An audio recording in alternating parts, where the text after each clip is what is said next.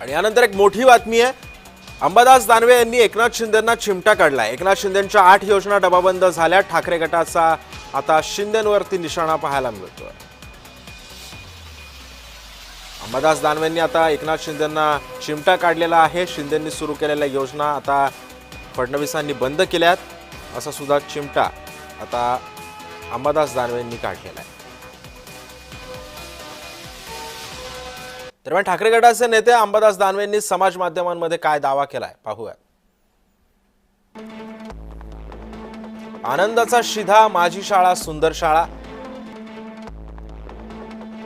स्वच्छता मॉनिटर, एक राज्य एकच गणवेश, लाडक्या भावाला अप्रेंटिसशिप योजना, दूध मुख्यमंत्री तीर्थदर्शन योजना।